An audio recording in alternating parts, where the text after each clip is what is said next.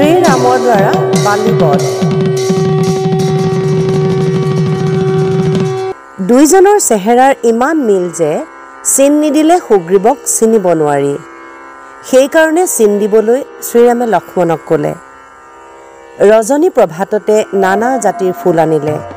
সেই ফুলৰ মালা লক্ষ্মণ সুমতিয়ে গাঁঠিলে। লক্ষ্মণে সুগ্ৰীৱৰ গলত মালা পিন্ধাই দিলে। 7জন বীৰে শুভ কালত যাত্ৰা আৰম্ভ কৰিলে। ৰাজ্যৰ লোভত সুগ্ৰীৱে সহোদৰক মাৰিবলৈ আগে আগে গ'ল। বিলম্ব কৰা নাই। শ্ৰীৰাম আৰু লক্ষ্মণে হাতত ধনুষৰ লৈ গৈ আছে। তেওঁলোকৰ পিছে পিছে ইটৰ বান্দৰবিলাক গৈ আছে। বনৰ ভিতৰখন দেখিবলৈ অতি সুশোভন। মাজে মাজে মুনিৰ আশ্ৰম, মাজত কলৰ বাগান। শ্ৰীৰামে ক'লে, হে মিত্ৰ, সৌখন অদ্ভুত কলৰ বাগান কাৰ? সুগ্ৰীৱে ক'লে, লোকৰ মুখত শুনিবলৈ পোৱা যায় ইয়াত 7জন মুনি আছিল। তেওঁলোকে কঠোৰ তপস্যা কৰিছিল। 10,000 বছৰ তেওঁলোক অনাহাৰে আছিল। তপ কৰি তেওঁলোক সশৰীৰে স্বৰ্গপুৰলৈ গ'ল। আশ্ৰম মণ্ডলত সকলোৱে বন্দনা কৰিব ধৰিলে। যাক বন্দিলে সৰ্বত্ৰ মংগল হয়। তাৰ পাছত ক'লে, হে মিত্ৰ, সাৱধান হোৱা, কালিৰ নিচিনা যাতে নহয়। মিত্ৰ, নিজৰ শপত আজি ৰক্ষা কৰিবা। অৱশ্যেই মই সীতাক উদ্ধাৰ কৰিম। মোৰ কথা মিছা বুলি নাভাবিবা। ৰাৱণক বধি সীতাক উদ্ধাৰ কৰিম। শ্ৰীৰামে ক'লে, হে মিত্ৰ, তুমি মালাৰ দ্বাৰা ভূষিত। বালিক দেখাৰ লগে লগে হৰ চলাম। তাক আজি ঘৰলৈ যাবলৈ দিয়া নহ'ব। তুমি নিশ্চিন্ত হোৱা। বালিয়া আজি নিতান্তে প্ৰাণ হেৰুৱাব। সুগ্ৰীৱে বালিৰ দ্বাৰত সিংহনাদ বজালে। সিংহনাদত ৰসাতল ধৰা কঁপাই দিলে। সিংহনাদত বান্দৰৰ ৰজা বালিয়ে গৰ্জি উঠিল। সন্মুখত যাকে দেখে তাকেই গালি পাৰে। মুখখন যেন জ্বলন্ত অঙঠা। চকু দুটা চন্দ্ৰ সূৰ্য জিনি দুটা তৰাহে। 70 যোজন শৰীৰ পৰিসৰ। 300 যোজন দীঘল কলেবৰ। যদি ইচ্ছা কৰে এটা কেৰ্কেটুৱাৰ নিচিনা হ'ব পাৰে। কেতিয়াবা আকাশ জোৰা পৰিমাণৰ হয়। নেজডাল 50 যোজন কৰিব পাৰি। ঘৈণীয়েকে বালিক যুদ্ধলৈ যাবলৈ মানা কৰিছিল। তুমি কোপ সম্বৰণ কৰা, ৰণলৈ নাযাবা। তোমাৰ জীৱনৰ কাৰণে মোৰ কথা শুনা। এদিন যুদ্ধ কৰিলে যাৰ 12 বছৰ বিশ্ৰাম। কি সাহসত পুনৰ সংগ্ৰাম কৰিবলৈ আহিলে? তুমি পাহৰি গৈ কোপত মত্ত হৈছা। তোমাৰ কৰ্মবিলাক ভাবিলে ভয়ত প্ৰাণ কঁপে। যুদ্ধলৈ নাযাবা প্ৰভু, মোৰ কথা শুনা। আজি যুদ্ধত মই অমংগল দেখিছোঁ। কালি মাত্ৰ সুগ্ৰীৱে তোমাৰ লগত হাৰি পলালে। আজি কিয় ইমান প্ৰবল হৈ আহিব? সি অৱশ্যেই কাৰোবাৰ পৰা বল পাইছে। গতিকে তুমি যুদ্ধলৈ নাযাবা। সূৰ্য বংশৰ ৰজা দশৰথৰ পুত্ৰ ৰাম আৰু লক্ষ্মণ। তেওঁলোকে পিতৃসত্য পালি বনবাসী হ'ল। শিৰত জটাভাৰ লৈ সন্যাসীৰ নিচিনাকৈ বনে বনে ভ্ৰমি ফুৰিছে। বোধ কৰোঁ তেওঁলোকে সুগ্ৰীৱৰ লগত মিলিছে। ৰাজ্যভ্ৰষ্ট হৈ সুগ্ৰীৱে বিবিধ বুদ্ধি কৰিছে।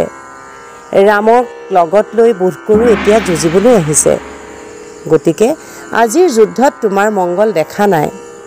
ভালেই হওক বা বেয়াই হওক, সি তোমাৰ সহোদৰ। সহোদৰৰ লগত যুদ্ধ কৰা যুক্তি নহয়। ক্ষান্ত হোৱা মহাৰাজ, ক্ৰোধৰ কাম নাই। সুগ্ৰীৱৰ সৈতে ৰাজ্য ভাগ কৰি লোৱা। সকলো ৰাজত্বৰ পৰা সুগ্ৰীৱ বঞ্চিত। দুখ সহ্য কৰিব পৰা নাই, বিপৰীত বুলি ভাবিছে।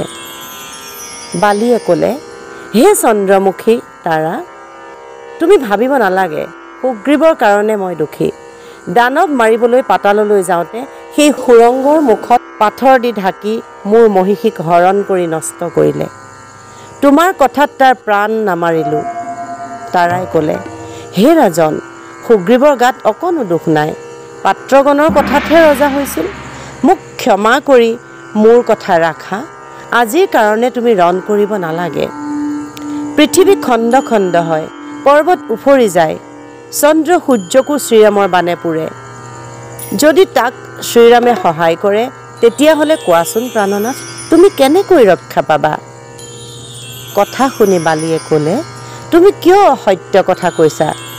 শ্ৰীৰামে মোক মাৰিব, এনে কথা কি কাৰণে কোৱা? পৰৰ কথাত কি অধৰ্ম কৰিব? ৰামলৈ ভয় নকৰোঁ, তাৰ মৰ্ম কথা কওঁ শুনা।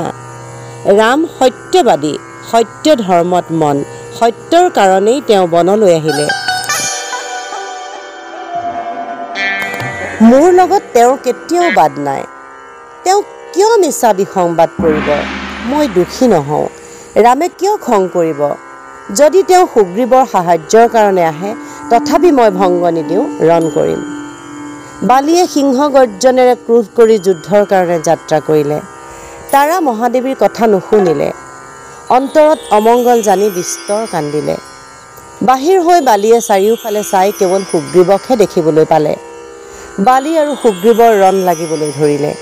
দুইজনে বগৰা বাগৰি কৰি জৰাজৰি কৰিব ধৰিলে। তাৰপিছত মৰামৰি কৰিলে। কোনেও কাকো বলে নোৱাৰে, দুইজনেই সমান। দুইজনেই এক প্ৰহৰ মল্লযুদ্ধ কৰিলে। পিছত এটা থাপৰত তাক কাতৰ কৰিলে। বালিয়ে বজ্ৰমুষ্টি এটা সুগ্ৰীৱৰ বুকুত মাৰিলে। সুগ্ৰীৱ অচেতন হৈ গ'ল, মুখেৰে তেজ ওলাবলৈ ধৰিলে। সন্মুখত সুগ্ৰীৱক অচেতন দেখি শ্ৰীৰামে ধনুত ঐশিক বাণ জুৰিলে। সশংক সুগ্ৰীৱ প্ৰায়ে পলায়ন কৰিলে। আঁৰৰ পৰা ৰামে বাণ ক্ষেপণ কৰিলে।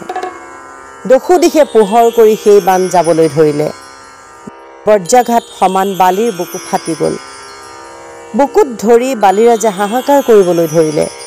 কোনে এই দাৰুণ সৰপ্ৰহাৰ কৰিলে? একেপাত বাণতে বালি পৰি গ'ল। ঘনে শ্বাস ল'বলৈ ধৰিলে। ইন্দ্ৰৰ নন্দন বালিৰাজ পৰি গ'ল। গাৰ বসন খহি গ'ল, অংগৰ বসন খহি গ'ল। হে সভাসদসকল, চাওকচোন এইটো কেনে বিষাদৰ কথা। পৰম পুৰুষৰো প্ৰমাদ ঘটে। বালিৰ দ্বাৰা শ্ৰীৰামৰ ভৰ্ৎসনা। মাটিত পৰি বালিৰাজে চটফটাবলৈ ধৰিলে। ৰামে তেওঁৰ ওচৰলৈ দৌৰি গ'ল। মৃগ মাৰি যেনেকৈ ব্যাধে পহুৰ ফালে দৌৰে, ৰামেও বালিৰ ফালে তেনেকৈ দৌৰি গ'ল। ৰক্তনেত্ৰ শ্ৰীৰামৰ ফালে বালিয়ে চাই দাঁত কামুৰি গালাগালি কৰিবলৈ ধৰিলে। তাৰাই মোক বিবিধভাৱে যুদ্ধলৈ আহিবলৈ নিষেধ কৰিছিল। চাণ্ডালকে সাধু বুলি বিশ্বাস কৰিলোঁ। ৰাজকুলত জন্ম হৈ ধৰ্মজ্ঞান নাই। হে ৰাম, তুমি মোক কোন বিধানত মাৰিলা? মোৰ শোণিত মাংস ভক্ষণৰ বাহিৰ। মোৰ ছালৰ দ্বাৰা কোনো বহাৰ আসন নহয়, মৃগ নহয়, সাক্ষ্য মৃগৰ কি প্ৰয়োজন? নিৰ্দোষ বান্দৰ মোক কি কাৰণে মাৰিলা? এই কাৰণে যে সুগ্ৰীৱে ৰাজ্যৰ অধিকাৰ নাপালে। কোন দেশ লুটি কাক ক্লেশ দিছিলোঁ? কোন দুখত মোৰ আয়ুস শেষ কৰিলা? তুমি অন্য বংশত জন্ম হোৱা নাই, ৰঘু বংশত জন্ম। তোমাক ধাৰ্মিক বুলি সকলোৱে প্ৰশংসা কৰে। এইটো কোন ধৰ্মৰ কাম কৰিলা নাজানিলোঁ। মোৰ কোনো অপৰাধ নোহোৱাকৈ বিনাশ কৰিলা। সকলোৱে কয় বোলে ৰামচন্দ্ৰ দয়াৰ নিবাস। তোমাৰ কিমান দয়া আছে সেয়া মোটেই প্ৰকাশ হ'ল। তপস্বীৰ নিচিনাকৈ এই বনত ভ্ৰমণ কৰিছা। কাক প্ৰাণে মাৰিবা সেই ভাৱকে মনত লৈ ফুৰিছা। সকলোৱে কয় ৰাম ধৰ্ম অৱতাৰ। ৰাম, তুমি সেই ব্যৱহাৰ ভাল দেখুৱালা। ভায়ে ভায়ে কাজিয়া কৰিছোঁ, তুমি আনন্দৰে চোৱা। মোক মাৰি তুমি কি সুখ পালা? ক'তো দেখা নাই, ক'তো শুনা নাই। এজনৰ সৈতে যুদ্ধ কৰোঁতে অন্য এজন খুনি হয়। সন্মুখ সমৰত যদি বাণ মাৰিলাহেঁতেন, এটা চেপেটাত প্ৰাণ বধিলোহেঁতেন। বোধ কৰোঁ সন্মুখ সংগ্ৰামত বৰ কঠোৰ পালা। সেইকাৰণে ৰামে মোক চোৰৰ নিচিনাকৈ বধ কৰিলা। মই জানো মই কেনে বীৰ। মোৰ লগত যুদ্ধত স্থিৰে থাকিবলৈ কাৰো সাধ্য নাই। সুগ্ৰীৱ মোৰ বাদী, তাৰ সাধিছোঁ।